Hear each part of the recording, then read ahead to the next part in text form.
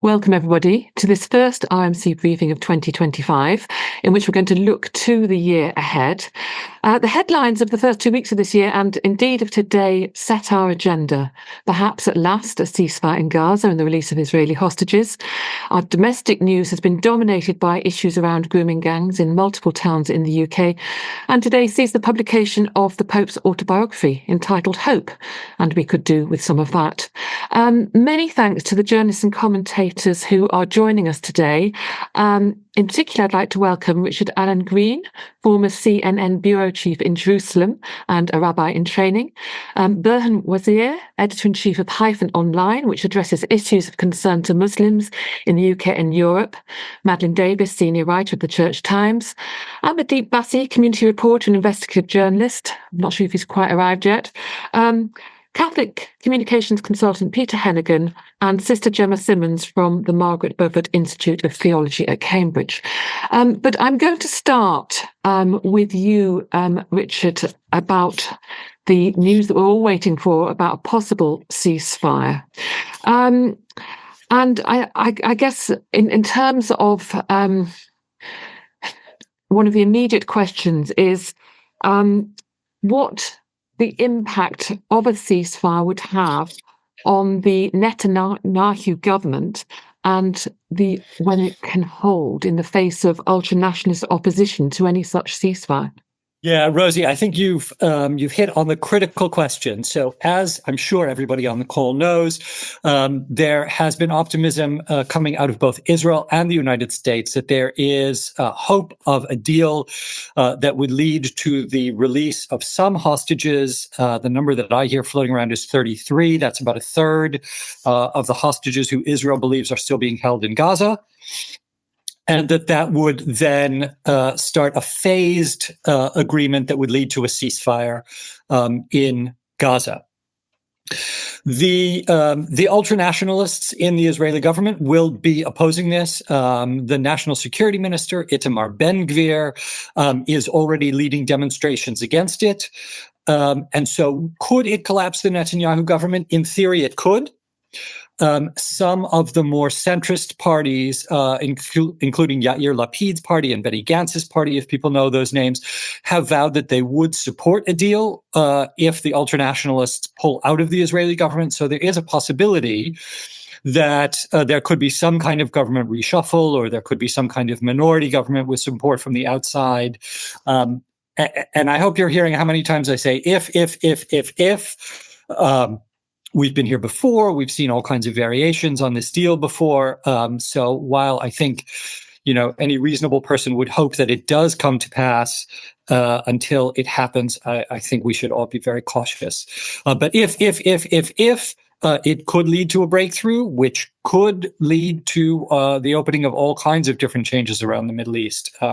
Rosie, I don't know how long you want me to go on about this, so I'll pause there. Well, I suppose the most important thing beyond the release of hostages and exchange of prisoners or Palestinian prisoners is the most important thing, of course, is getting humanitarian relief through the aid agencies into Gaza. So any ceasefire for any duration, I guess, is welcome on that front. But I suppose the other question is, beyond those releases, what might be the chances of a ceasefire holding? Right. Okay. So, in terms of humanitarian relief, obviously critical for the, nearly 2 million people who live in Gaza, who have been, I think we all know, just absolutely unbelievably appalling conditions in Gaza since the war began. Hamas, when it ruled Gaza, was an effective authority. It has effectively collapsed.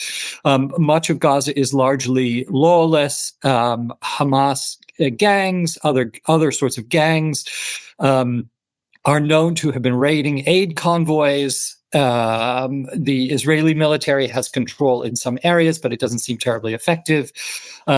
So anything that would help to ease those conditions, I think, could potentially make an enormous difference in aid, which the people of Gaza desperately need. Well, obviously this is all happening as Donald Trump prepares to return to the White House.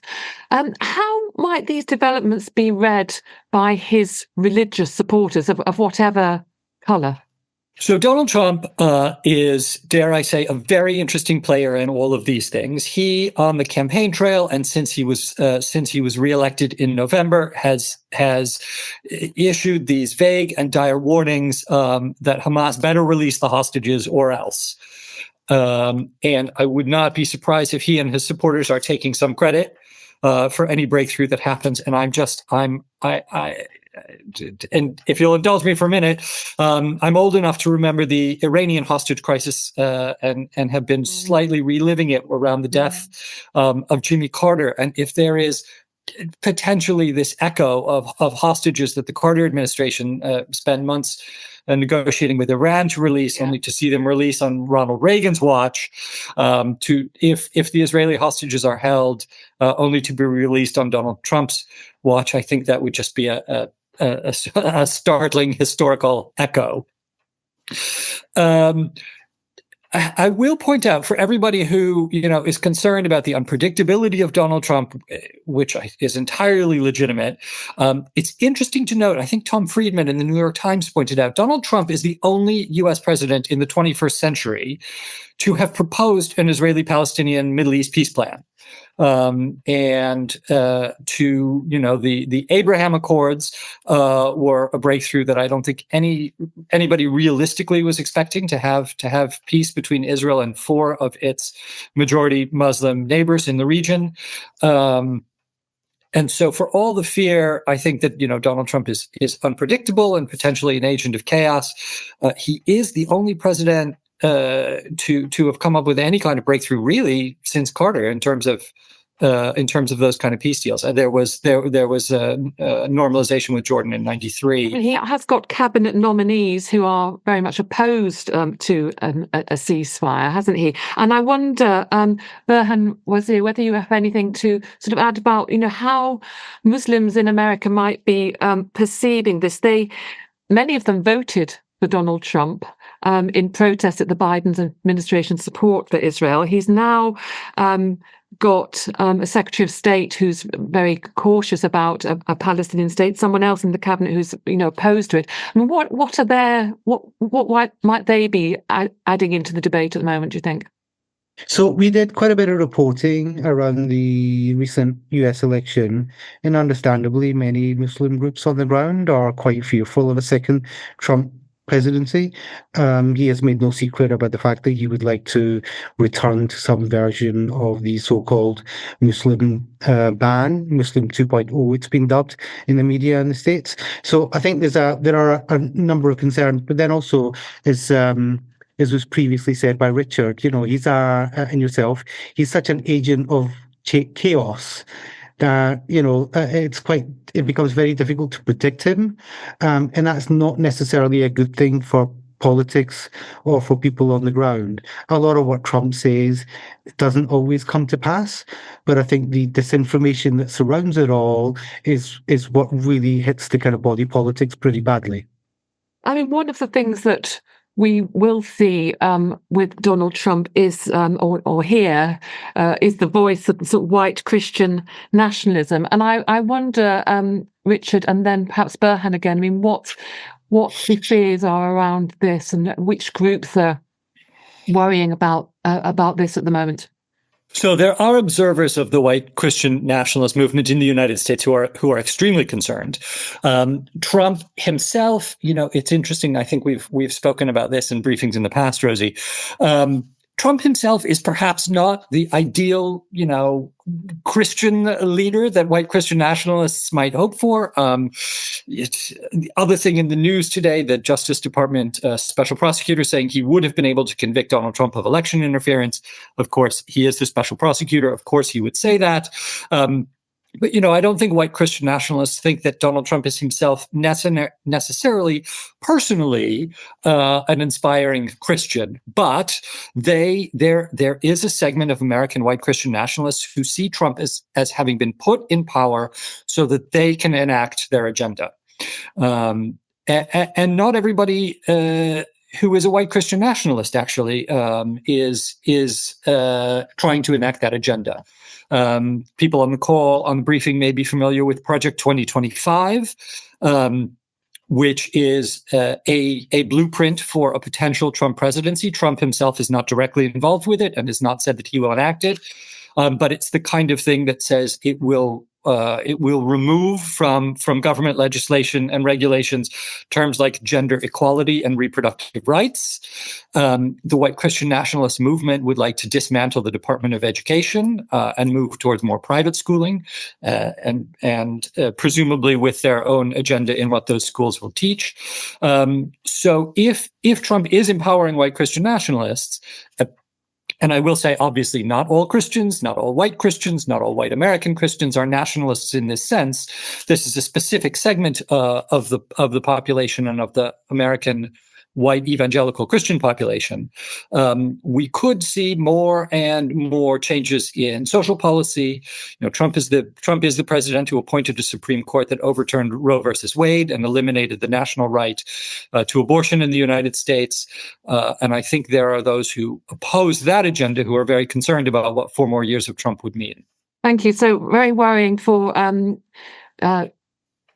women, possibly, and for non-white people. Berhan, do you want to add to that? And then I'm going to ask Gemma Simmons if she might have something to say about what a second Trump presidency might mean for relations with the Vatican. Sure. Just to follow up Richard's points. So I think one of the really interesting things that we've started to see in the last few years, and there's quite a lot of interesting data behind this now as well, the rising number of Americans who describe themselves as culturally Christian. So these are people who are not nationalists. These are people who are not committed Christians. Many of them don't even go to church often, or even irregularly. Many of them don't go to church at all. But they see their values as culturally Christian, right? Like they've been brought up in certain households. They may have strayed from religion or moved away from it, but they see their values as like culturally conservative with a small c, Christian at the same time. And I think Trump's support very much seems to feed into that. So on the one hand, you've got the kind of the extreme version of the Christian nationalist that Richard was talking about, but I think like the genuine, the kind of rank and file Trump supporter tends to be someone who's culturally Christian, quite different. Thank you, Gemma. We've got a couple of appointments announced recently about the Vatican and President Trump. Just tell us about those. Okay, so every country in the world not only has its own ambassador to various reciprocal countries. So there would be, for instance, a British ambassador in Italy, but there's also a specific British ambassador or a specific American ambassador to the Vatican, to the Holy See. And, those appointments are sometimes seen by observers as being mostly ceremonial appointments, for running nice tea parties and this kind of thing. But actually, a great deal of heavy-duty business gets done behind the scenes. And these are very, very careful appointments. And Donald Trump has recently appointed Brian Birch, who's a right-wing political activist and a severe critic of Pope Francis. He heads up a conservative advocacy group called Catholic Vote. And Trump claims that Birch helped to deliver him more Catholic votes than any other presidential candidate. And it has to be said that to people like myself, I found it really quite alarming how much of the Catholic vote did go to Trump, given how very anti-Catholic, at least implicitly, many of his policies are. But at the same time as this appointment has been made, Pope Francis has just appointed the San Diego Cardinal Robert McElroy as his appointee to Washington. Now, McElroy is certainly well known for his robust public stand against attempts, for instance, the attempt by the Texas Attorney General, Ken Paxton, to shut down a Catholic charity which was providing shelter and aid to undocumented migrants at the border. And basically, he made a statement saying, that the state of Texas was using government pressure to curtail one of the most fundamental obligations of the church, one of the most fundamental obligations of the gospel, which is to feed the hungry, shelter the homeless, and, protect the unprotected. So, McElroy's point was that no government has the moral right to tell the church to abandon or limit its mission to the gospel. Thank you. So here is Pope Francis appointing McElroy as Archbishop of Washington, D.C., which is one of the most high-profile positions in the Catholic Church. And Pope Francis doesn't make these moves for no reason. Peter Hennigan, I could just bring you in here because the other issue, of course, we're talking about protecting the unprotected, is the pro-life, anti-abortion voice among Catholics. What will they be hoping in terms of the, I suppose, continued rollback of the right to abortion in the States? Yes, I think they would. I share Gemma's alarm at the amount of the Catholic vote going to Trump. Interesting is what you mean by pro-life. Do you actually mean anti-abortion, or does it cover everything from lifting people up out of poverty and valuing the sanctity of human life? And don't forget, this is a president who, in his last few weeks of office, in 2020, actually speeded up federal executions. So where do you stand on these life issues? With the appointment... Peter, sorry to interrupt, but just to add that a Catholic president, Joe Biden, has commuted a whole bunch of death sentences in the last week of his presidency. That's right, yeah. He's commuted all but 3 of the most serious sentences. Going back to the appointment of Robert McElroy as Archbishop of Washington, as a political move, but it is the duty of any archbishop, any bishop, indeed any priest, to speak out on these issues, to raise the issues of justice, to offer help to migrants, social issues. It is the absolute duty of them to do that, no matter who's in government. And, going back many years to the Thatcher government here, there was the Church of England report, Faith in the City, which the government at that time saw as very critical. But it was standing up for people voice who need a voice. Thank you, Peter. I'm going to come to the UK now, but actually still, as we will be talking about the US influence all the time, because one of the story that's dominated the news over the last couple of weeks has been the issue of grooming gangs across towns and cities in the UK. Elon Musk has made his inflammatory comments on the social media site about this.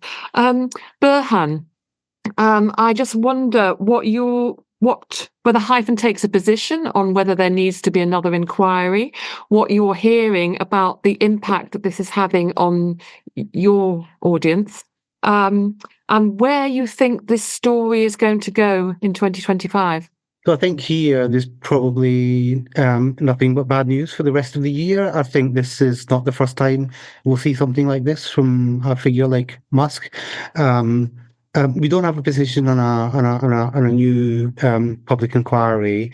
Although I would say that what Musk doesn't seem to realise, or Musk supporters don't seem to realise, is that the coverage of the grooming gangs has been front page news across the media here for nearly 2 decades. That might be lost on Trump, that might be lost on Musk and some of his supporters. I think this really poses a challenge for the UK in quite a unique way. That how do you deal with a populist like Musk, who has this incredibly loud as this, huge loudspeaker of a channel that he owns, a social media platform that he owns, which also seems to have taken away a lot of the safeguards that were put in place to stop this information being shared. Again, that's something that Meta has tried to do. It was announced last week as well. They've got rid of a lot of these. Safeguarding, fact-checking, for example, has disappeared.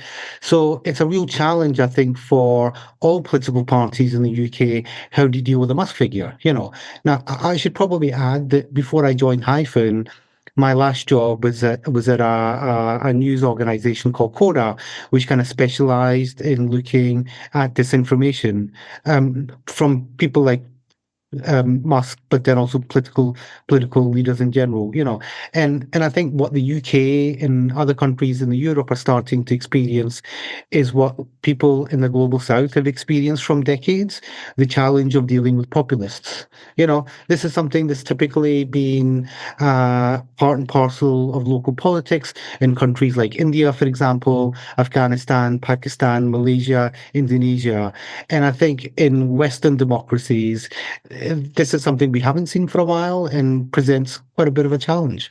Thank you. I mean, I don't know if there's anybody on the call who might speak to some of the tensions that this issue is causing within various communities. Wondering if there's anyone from the Hindu or Sikh community on the call who might just stick up their hand and reference this. Otherwise, I will come back to you there, or whether there's another journalist who might speak to it, because I know that there's a Hindu journalist who wasn't able to be with us, who sort of, has spoken about the concern that some Hindu groups have got about the use of the word Asian, and I know that this is sort of also getting traction in India. Right, I'm just checking that there isn't anybody on the call with their hand up on this. Can I come back to you, Burhan, about that? What's your feeling about the concerns of Sikh and Hindu communities who say, well, look, we don't like the term Asian. We do want the words Pakistani and Muslim used where it applies, because we too have been victims of these gangs. Well, I think on a local community level, a lot of this discourse is disastrous because it's carried out on social media. There is a real danger in the UK that people could be attacked, walking home from a mosque or walking home from a Hindu temple, for example. Anything could happen, late at night. That's a real concern. We have been speaking to Muslim and non-Muslim communities around the country, and a lot of them are braced for tension and for violence. We're talking about small local mosques, Hindu temples, Sikh temples, for example, that are now seriously having to consider security, and how do they protect their the followers who come visit them, and people forget very often that, this is really where some of this stuff happens. This is often the front line, as we saw with the violence in Southport and 20 other towns and cities last year, that what tends to happen on social media, unfortunately, gets weaponized, and it's very often weaponized in some of the poorest communities around the UK. If I could just make an interruption there and say that I think this is also a massive challenge for the media to do something positive here, because if we think about the Southport riots, there was a small amount, and it really was proportionately very small, of reporting of how other faith communities and other people of goodwill came forward to help protect their Muslim neighbours or accompany their Asian and Hindu and Muslim neighbours to places of worship or to places of safety.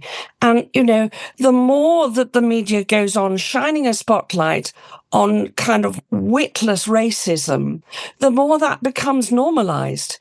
And it seems to me really important that the media does actually help also to normalise what is much more normal, which is that ordinary people do not think like this, are not taken in by the lunatic material and inflammatory material that there is online, and, bother to come out of their front doors and do something to help the mosque or their neighbours down the road. And, this is where it seems to me that religious media really needs to beef up its act a bit. I mean, we're seeing, going back to America again, we're seeing all sorts of entities beefing up their act with regard to the production of fake news and inflammatory material whose aim is to get people anxious, worried, and paranoid. Well, this is where religious media, it seems to me, needs to actually take a few steps forward. Thank you. Deepak Naik, you've asked if you can add to this. Thank you very much indeed for joining the conversation. What would you like to contribute? I would like to suggest that it's more tricky and sensitive to say that most Hindu temples and Sikh gurudwaras and or organizations feel tense in the grooming gangs, although I think it's more rape gangs, to suggest that people who feel that they need to be clearly identified shouldn't be identified. I think that there is a growing tension within the communities, within Sikh and Hindu organizations, which I've never seen before, who have expressed that they do not wish to be categorized in the Asian label, especially when there are sensitive issues like this. Yeah. Really. So I would suggest we take a more balanced view. I'm sure there are organizations, Hindu organizations, that feel tense and stressed because of incidents that happened last year in Leicester, as an example. Yeah. Or in Dudley. So there's different kinds of tensions that are now starting to appear. Yeah. So we need to be more sensitive towards that, I think. Thank you. I don't know if I can bring in Kaya Burgess. I don't know whether you've got anything to add to that, Kaya. There's what we're talking about, is accuracy in reporting, isn't it? We're talking about how people identify themselves, how journalists then identify them, the importance of religious literacy, the importance of not grouping all members of one particular group with one ethnicity or with one religion. Could you come in here and just sort of speak to that a little bit, perhaps? Well, exactly. I think that's always hugely important when you're reporting on any facet. Well, I mean, any facet of anything, but certainly when it comes to religion, making clear that not all evangelical members of the Church of England share the same views on every subject, or when talking about Muslim communities, which is the phrase that you hear, but trying to reflect the fact that there is a huge amount of religious, denominational, ethnic diversity there as well. And therefore, I wrote a piece recently about the need to find voices who can speak for all different facets of different communities, trying to make clear that people aren't one homogenous mass when you're talking about kind of any group of people, and it's particularly important when it comes to reporting on religion. Thank you. I mean, we could spend some time, but I'm going to move on. But the Muslim Council of Britain is in a leadership contest at the moment between two people, but the government hasn't been engaging with them. The government is seeking to establish a Muslim Leadership Council where to sort of improve relationships, but clearly relationships between government and faith leaders are absolutely crucial in this. And jumping ahead to that, or on that note, we will be having, or the country, or the church in any way, will be having a new Archbishop of Canterbury sometime this year. I'm just going to bring Madeleine Davies in here, senior writer for the Church Times. And we've heard so much already about, who that might be and so on. But I'm just wondering what you think the task is facing Lord Evans of Weardale, who's the former Director General of British Secret Service, but the chair of the Crown Nominations Commission. He's got to chair this body of people to select a new Archbishop. And while the Church of England is sort of absolutely, I don't know what to say, imploding, obsessed, falling apart, trying to pull itself together over its internal issues, actually, the Archbishop of Canterbury is an important voice in the House of Lords, in the nation. How does Lord Evans sort of weigh up the sort of competing demands of various people as to what the new Archbishop should be about? Yeah, so as you said, it's such a varied role, and the Archbishop of York, who's sort of currently standing in for the Archbishop of Canterbury, has said it's really sort of 4 jobs in one. And the actual sort of body of people who will be selecting the new Archbishop. There's 17 people, and they're obviously going to have very different viewpoints. You have people from the local area, from Canterbury, who will be thinking, who do we want to lead sort of locally? We'll have 5 representatives from the global Anglican Communion who will be thinking, who do you want as an international leader? As you said, there's the sort of political House of Lords role, and there's a leadership of this organisation, which has gone through this sort of very public, sort of traumatic time in recent weeks. So, whoever is chosen, there are so many demands upon this person, and there will be so many expectations upon them. I know it was sort of raised a Baptist, but is now a communicant member of the Church of England, as the chair has to be. Let's talk about the sort of. One of the roles of the Archbishop of Canterbury, as you said, is as head of the Anglican Communion. But there is some talk about the restructuring of the Anglican Communion to sort of maybe, I don't know, remove or modify that role. What are you hearing about the pros and cons of that move? I mean, I think the last Archbishop of Canterbury himself said that he was very open to that, to sort of possibly having somebody else in the communion holding that role, or even there have been sort of suggestions that it could rotate among different people. I think some people perceive the Anglican Communion as being sort of inherently quite colonial. Obviously, there are historic roots around how the communion was established, and so there's an idea that sort of always having somebody from England having that head of the communion role reflects something that people are trying to move away from. So would it better reflect the distribution of Anglicans around the world to have it sort of rotate, a bit in the way that the G7 leadership does? But there's also a great deal of affection towards Canterbury, certainly in my time at Church Times. You see when the Archbishop of Canterbury visits different provinces, there's often so much of sort of a red carpet rollout, much more than you would actually see here. And there's a huge amount often of sort of affection and reverence for the Archbishop of Canterbury. So you have to see sort of where the demand lies, I think, around the communion. Yeah, I think people often make the assumption that what the communion cares about most is maintaining the so-called traditional position on same-sex relationships, but that there may be other issues that are actually much more at the forefront of what they're concerned about. The environment is an obvious one. I mean, what do you think are the other concerns that the Anglican Communion want to talk about?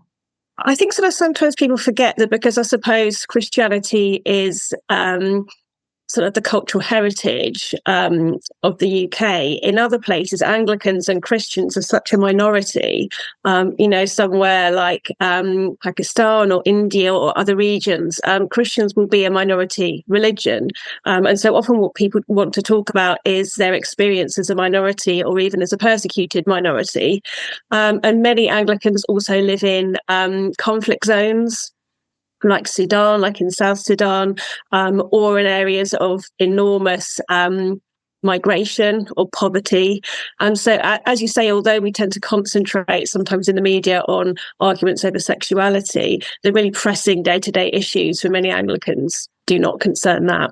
One of the great contributions that Justin Welby made, one of the many great contributions he made to Christianity in this country, was the foundation of the community of St. Anselm at Lambeth Palace, of which I'm actually chair of trustees, where he brought together young people from all over the world, not only within the Anglican Communion, but ecumenically, to live in community and do a kind of intensive training in spirituality for a year. And, part of that has been also training these people in leadership and in the potential leadership roles for faith communities, particularly in places of conflict or places where Christianity has been a threatened or persecuted minority. So, that aspect of the church's work, I think, has been very much enhanced, or was, by Justin Welby, and I hope will be carried on, because to be training young adult Christians for lay leadership for a future where there is religious conflict, there are religious tensions, has got to be something that is strengthening the church wherever they are, and has been a very, very important part of Anglicanism's international role. Thank you. You can see on our website articles about who might be in consideration, or who people think might be the next Archbishop of Canterbury. You probably are familiar with many of those names.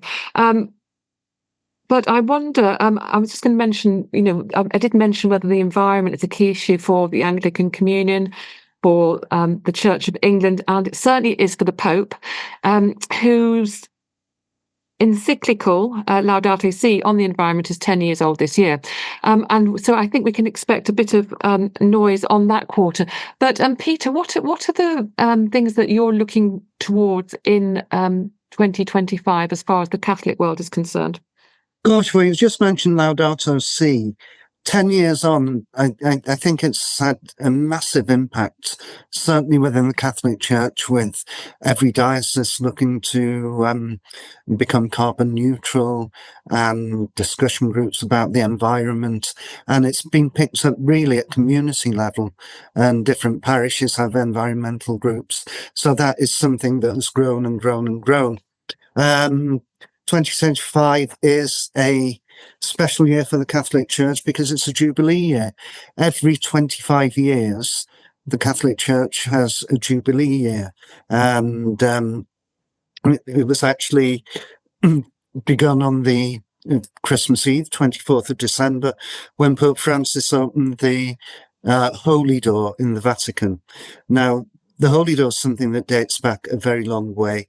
It goes back to 1423. And when Pope Martin opened a Holy Door in the Lateran Basilica, and then it was first used in St. Peter's in 1450. The idea of a door is to see Christ as the doorway to the Father. So Pope Francis opened the door, but the theme of the year is the Jubilee of Hope.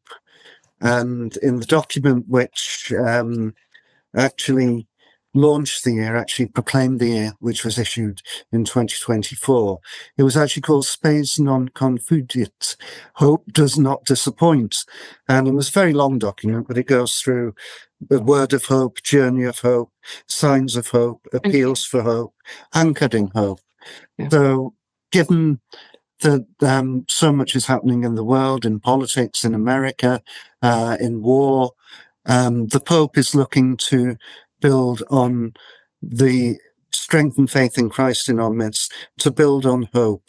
We'll see what that means for the Catholic Church and hopefully for the world in the next year ahead. I'm in a moment, because I've got 15 minutes left. I want to be really horrible to you and ask you all for a prediction, as wacky as you like. And if you can make a prediction for something that's not your field or your particular expertise, even better. But I want to just go back to the issue I raised earlier about the Muslim leadership in this country and relations with the government. And I'd like to bring in Julie Siddiqui, if I might, who is... I'm sorry about my phone going off. Not get rid of the noise. Who is with us? Julie, what can you tell us about this? Yeah, just that small topic of Muslims and government and leadership. I mean, how long have we got? But just to say, I just wanted to pick up, because when you said, Rosie, about a Muslim Leadership Council, and you mentioned it was a government initiative, that in itself is not the case, as far as I'm aware. And but I know why you said it, and there was an article in the Middle East Eye a few months ago which basically laid the claim that two things: one, something was being set up and two things were problematic about it. One was that it was set up by the government, and one was that it was going to be a rival to the MCB. As far as I'm aware, because I know what they're talking about, neither of those things are true.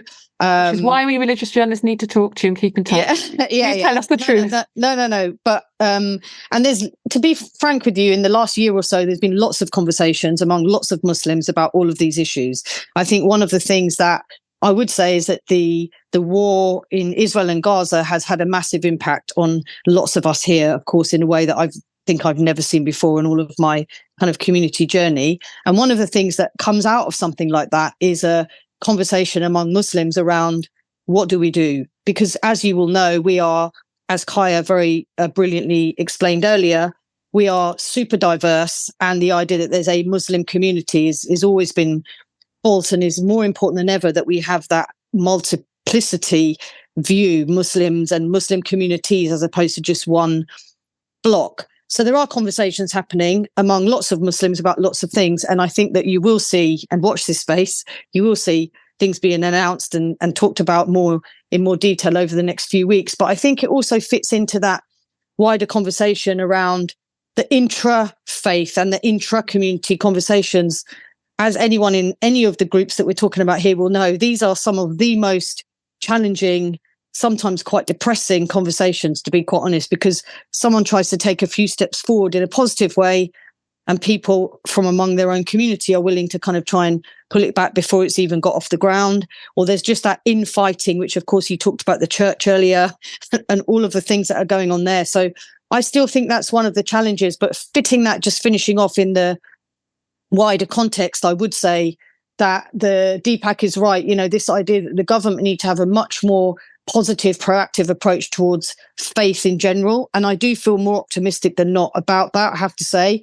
I don't think this government have got an easy job based on what they've picked up from the last one, but certainly what we saw before, very divisive, with us or against us type politics, people in government actually using language that was very problematic towards certain groups, Muslims and others. You know, I'm hoping that we will not see so much of that going forward. But I think there are lots of conversation. I feel generally optimistic and hopeful. I love what was mentioned just now. I think it was Peter that said the Jubilee theme was around hope. I think we just have to all hold on to that as best as we can. But watch this space about the Muslim leadership developments. Right. You will be the first to hear when I know what exactly is happening. Is that a promise? That's a promise. Right. That is a promise. It's a big thing to promise as a Muslim. So you've made me promise now in front of everybody. But yeah, I will let you know first. I'm going to come to people for predictions in a minute. I just wonder, Alex Strangewood's Booth, forgive me for jumping on you when I haven't warned you that I'm going to do that. But you've been a religious journalist of many years standing, and I just wonder what you're as a programme maker, what you're looking out for in the year ahead. Well, my role is very different now because I make kind of half-hour documentaries for the World Service and stuff. So to a degree, I know what I'm doing for the next year because it's already been commissioned. But I think the Church of England, I think that religion journalists should really start looking closely at the Church of England and what is going to happen with the new Archbishop of Canterbury, but also kind of digging a bit deeper to see where it's growing, you know, why it's growing, what the people believe who belong to those growing churches within the Church of England. I think it's that are growing. I mean, on the whole, the stats would show it's still declining, I think. Yeah, exactly. But there will be like pockets, won't there, of churches which are doing quite well. Well, why are people being drawn to those churches and not other churches? So I think in the countryside, you know, I've just moved to Norfolk. You know, there's one vicar for 12 churches in one area. Like, I think nobody really looks at what's happening to Christianity in the countryside. I think that one of the panelists made a really interesting point about cultural Christianity. And we did a big bit of research a few years ago about attitudes to immigration among faith groups. And we found from a massive data set that people who describe themselves as Christian but never go to church are anti-immigration. But as soon as they start going to church regularly, that completely shifts and they become pro-immigration, much more pro kind of diversity. So I think that cultural Christianity is really important, especially in America. So I don't know. And I do think that the relations between the minority faith groups in this country, like, people have got to start paying attention to it and not shying away from reporting on it because they're scared. You know, I do think that it's difficult for Jewish communities. It's really hard for Muslim communities. I think there's a lot of fear that I never would have imagined seeing in Britain 30 years ago when I started in local radio. So, you know, I think it's never been more important to have religious literacy, but the trouble is it's been eroded in the media over the last 30 years. So I think there's an important role for religion journalists to play. Thank you so much. And I mean, one of the things we haven't talked about very much at all is that the rise of anti-Semitism and indeed of Islamophobia in the country over the last year or so. Interesting what you say about cultural Christianity, because Burhan raised it earlier, but it seems to me that what you're describing as cultural Christianity in this country is almost the mirror opposite of what it is in the States. But there you go. Right, okay, I'm going to come to some of you for predictions. You can pass, but please don't. It'd be much more fun if you take part. Richard, starting with you. Burhan, I'm coming to you next. Kaya, I'm coming to you next. Oh gosh. So as I said when Ruth asked me to be on this panel, I am notoriously bad at predictions, and so take this with a grain of salt. But here I'll go big because Rosie asked me to. The Netanyahu government will collapse. There will be inconclusive results in elections in Israel, which will result in a minority government led by the anti-Netanyahu center-right, which will push through some kind of continuing ceasefire and will lay the groundwork, if I only have till the end of the year, for normalization with Saudi, in exchange for which Saudi will get control of Al-Aqsa compound in Jerusalem, which will freak out the Jordanians, but they will be unable to stop it. Wow, that's a really big. Okay, I'm going to be really mean now. Who's going to be the next Archbishop of Canterbury? As I said, I'm always wrong, so take that under consideration. Okay, Burhan. Again, you put me on the spot. This is going to be quite difficult. I suspect Trump's second term won't be as disastrous as some sections of the media are making it out to be, in the same way as we saw with his first term. But the one thing I would like to go out on a limb on, and we discussed this here at Hyphen amongst colleagues, I think we will start to see some really meaningful pushback on social media platforms in 2025. The thing that really interests me is that platforms like Twitter, Meta, Twitter, for example, have regularly been banned in the global south. You know, they get banned in Indonesia, they get banned in Pakistan, for example, you know, mainly because of populism and everything else. I would not be surprised if 2025 is the year when Western countries, Western Europe, started to push back. Thank you for that. Kaya, any predictions? I hate predictions as well. I mean, I think my predictions will be just look on watching the Archbishop of Canterbury race, probably. I think that's going to be quite fascinating. I think what the bookies do, I remember before Justin Welby's was named, the bookies stopped taking bets because it had leaked. So I do wonder if we'll possibly see some interesting betting movements again. I do wonder, having covered the fact that a number of attempts to appoint bishops in recent years have come to sort of deadlocks. I'm not predicting that this will happen, but the chance of a name being delayed by autumn because an agreement can't be reached also has to be a possibility given the importance of the nomination. Okay, can you put odds on the Archbishop of Canterbury being a woman? I do think the Bishop of Chelmsford, Guli Francis Takani, is a really interesting possible candidate. And having reported on the fact that perhaps the Archbishop of Canterbury won't have quite so central a role in the Anglican communion in future, might make it more likely that could happen, possibly, given that the concerns over whether some parts of the Anglican communion might have an issue with the female Archbishop of Canterbury may potentially be lessened. Although, if it happens, it's a couple of years away. So, I think it's a real possibility. Madeleine, I hope we haven't stolen too much of your thunder there. What predictions might you make for the next year? I actually was planning one that Kaya said, which is that I could imagine there being a deadlock. You have to reach a 70% agreement on the next Archbishop of Canterbury, and I could imagine them struggling to meet that threshold. And I hate to say it, but I would not be surprised if there were more bishop resignations coming up this year. Thank you. And Gemma, have you got a prediction? I know who I'd love to see, and that would be Rose Hudson Wilkin, the Bishop of Dover. She's a total star and is one of the very few Anglican bishops, in my view, who is robust enough to stand up and say something that she knows people are not going to be liking, but because she is convinced it's important to say it, she will say it. I think she would be a breath of fresh air, not only in the Anglican Church, but actually ecumenically. And she might even shake up some of the Catholic bishops. That would be fabulous. I'd love to see that job. Lovely. Okay, I'll leave it there. Thank you all so much for joining us for this first briefing, and we hope to see you again throughout 2025. And if it's not too late, I wish you all a happy new year.